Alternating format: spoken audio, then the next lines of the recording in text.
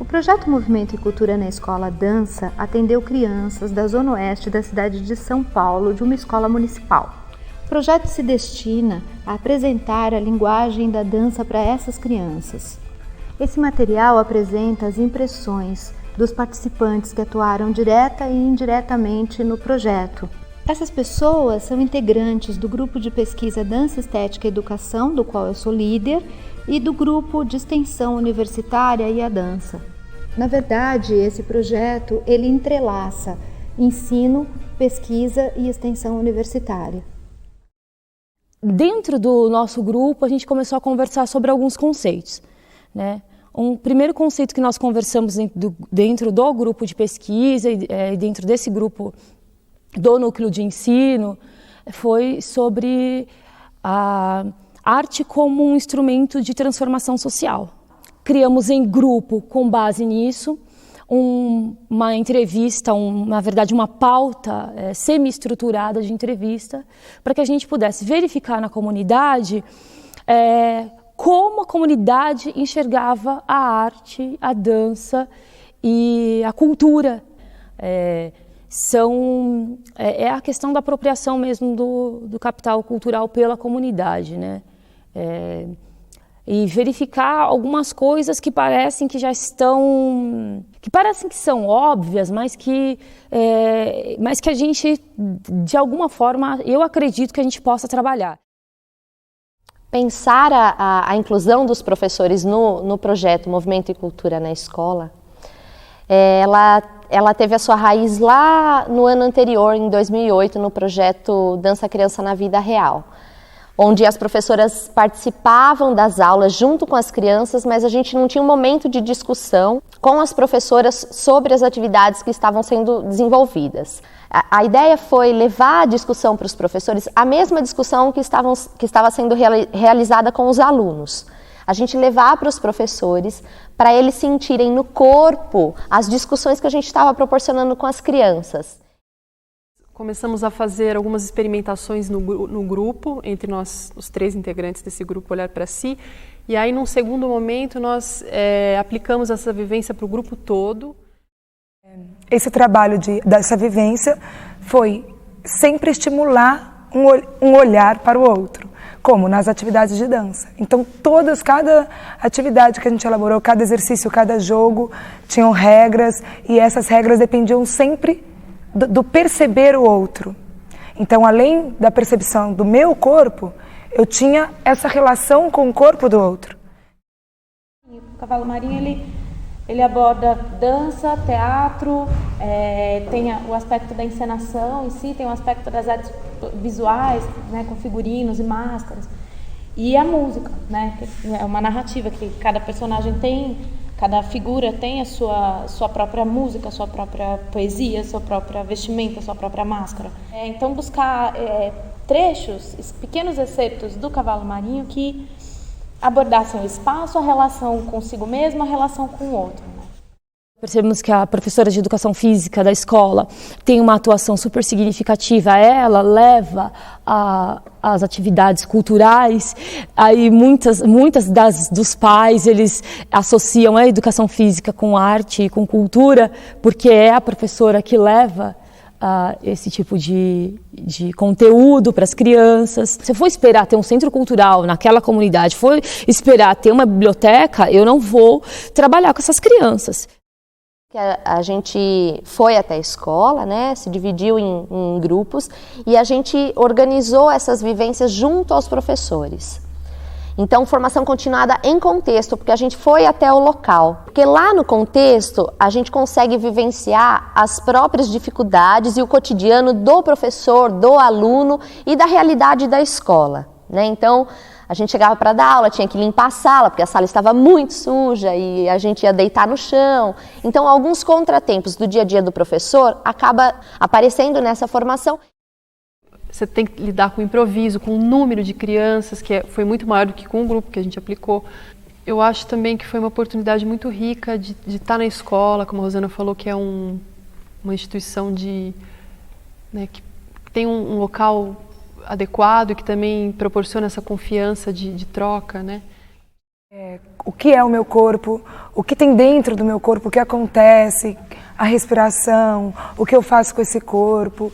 E depois de 2 encontros pensando em olhar para si, descobrindo o seu corpo, percebendo esse corpo, aí nós entramos com olhar para o outro.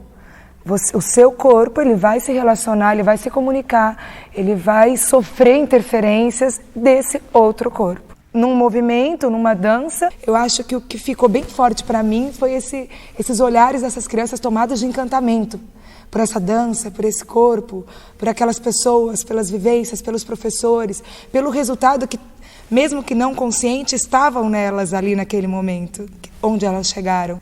Então apareceu uma dança coletiva, propõe um movimento e todos juntos, né? O que foi trabalhado, que é presente também muito forte, foi a questão do pulso, da métrica, de algumas células rítmicas que se encontram dentro dos trupés, né? Os trupés que são passos, vivenciar o tocar, vivenciar o cantar também, vivenciar o fazer os passos, o desafio com o outro, sabe? Vivenciar cada parte da brincadeira. A gente escolheu pequenos momentos da narrativa para trabalhar durante os exercícios. Né? A gente pegou o mergulhão, que é uma espécie de aquecimento da brincadeira, trabalhou com eles o mergulhão, porque o mergulhão é brincado em roda, com a marcação rítmica, né, da música presente o tempo todo. E depois a gente incluiu os instrumentos que ia passando por eles, né? Cada um ia passando por um instrumento até chegar a sua vez de entrar novamente na roda, fazer aquele passo. E sair sempre com a música ao fundo, né? A gente não está naquele contexto onde a brincadeira acontece originalmente. Mas é muito interessante porque isso é nosso, isso faz parte da nossa cultura. A nossa cultura é muito rica, muito esparsa, existem várias coisas que fazem parte da nossa cultura e que muitas vezes a gente não conhece. Mas de ter uma possibilidade de liberdade física mesmo, né? E até de pensamento, isso gerou um entusiasmo nas crianças que foi incrível, assim, uma energia contagiante mesmo, assim. E vinculado ao grupo de pesquisa, o Iadança participou desse projeto e tinha como objetivo, né, levar a apreciação a estética para as crianças. E assim, eu vejo o Iadança como um dos pilares do projeto, porque é um grupo de dança do qual todos os participantes também aplicaram as vivências na escola, né? Então, assim, de uma forma ou de outra, o que se apreendeu dentro do Iadança foi levado para a escola. E quando a gente levou a apresentação do trabalho Citações, que foi uma adaptação, né, para aquele lugar, para aquele espaço, porque meu intuito foi levar um trabalho que as crianças, além de assistir, pudessem também participar. É difícil eles poderem ter um tempo e um espaço para poder ir a um local onde é apresentada a cultura. Geralmente a cultura, a dança, o teatro são em espaços bem longe. Então, assim, para ir até lá, há o problema do deslocamento, os horários, às vezes não tem dinheiro para pagar um teatro, né? Nem tudo é gratuito. Bom, eu não participei diretamente das vivências, então eu comecei fazendo uma análise nos vídeos que foram elaborados durante as vivências. E me chamou muita atenção, primeiro foi o despertar das crianças, que o ambiente da sala de aula tradicional de carteira de aula foi mudado para um espaço sem carteiras, né? E eles já ficaram entusiasmados com isso. E, por fim, o do barbante na sala, que eles puderam também usar a imaginação e a dinâmica respeitando o espaço, os limites e o próprio outro, que eu acho que já tinha vindo também da característica dessa vivência. Então, eles pegaram barbantes de diferentes cores e amarraram por toda a sala e teriam que, depois desse momento, passar por esses barbantes usando níveis, que é um pouco da linguagem que vem do Laban. E depois, eu achei interessante o momento de contemplação, que seria eles parados, depois de tudo que eles executaram, eles refletiram sobre aquilo que eles fizeram. Então, acredito que esse projeto foi um projeto mesmo do aprender brincando. Pelo menos isso era um caminho que eu tinha muito forte para mim. Nessas conversas, nós descobrimos uma série de coisas. E a primeira, que eu acho bem significativa, é que a comunidade quer ter um espaço para falar, para se colocar. Nós percebemos que muitas pessoas elas gostariam muito de ter esse tipo de atividade dentro do bairro e não tem, por uma questão de estrutura física, que nossa contribuição ela vai até certo ponto. Mas a gente consegue provocar. Passamos por várias etapas. De repente, uma das etapas num próximo projeto seja com os pais. Com o passar dos encontros, nós fomos percebendo que a carência, essa carência que os alunos tinham, eles também tinham, de estar em contato com arte, né? Então, que estava muito distante do dia a dia deles também. Mas a gente já fez com que eles pensassem e olhassem para o corpo, para o movimento de uma maneira diferente, para a dança. Assim, olhar para esses professores e ver que eles estão se sentindo bem numa atividade corporal, o que no começo foi extremamente difícil para eles se entrosarem. As crianças estavam ávidas assim por esse tipo de atividade que acontece na escola, mas talvez com um viés diferente. Eu achei o interesse assim acima das minhas expectativas, tanto por parte das crianças quanto por parte dos professores, que estavam também muito integrados com o projeto, da diretoria e tal. Então achei que foi muito gratificante estar lá fazendo esse trabalho. Que era o do coletivo, era focado na expressividade. Como eu posso trabalhar essa dança na escola? E eu acho que o foco dela em trazer os jogos foi trabalhar principalmente esse foco da comunicação e do coletivo. De procurar um professor que trabalha com isso no cotidiano. Então, como ele faz isso na escola, porque é um professor que trabalhava na escola, e ele trabalha também na Escola Teatro Brincante, que já trabalha com a cultura popular. Então, ele falou muito das adaptações que podem ser feitas do cavalo marinho para a escola. E ele falou das figuras, quando botar as figuras para usar o cotidiano do aluno, porque essas figuras lá são do cotidiano deles, lá de Pernambuco. E como trazer esse cotidiano para cá? E eu lembro bem do menino sendo jogador de futebol, e que foi extremamente divertido, porque ele se expressou no contexto dele, do que ele conhecia. E o professor também deu muita importância para as toadas, né? E vocês utilizaram a campeia, né? As crianças cantaram, né? E quando ele fala dos trupés, do ritmo, que é um ritmo difícil, porque você usa o contratempo e da adaptação para se fazer com esse trupé. Laura, você, como bolsista do Núcleo de Ensino, como é que foi para você trabalhar com esse projeto? Você recebeu já o projeto em andamento, porque você é bolsista desse ano. Como é que foi trabalhar com o projeto, com as edições? Como você percebeu o projeto? É um processo, né? Porque primeiro você entra, vê o que está acontecendo, né? Você se familiariza com isso. E eu acho que a parte mais difícil é você conseguir transmitir na edição de imagens o que vocês quiseram passar nas oficinas. Com a união de imagens e a música que a gente vai transmitir isso para o professor que vai assistir.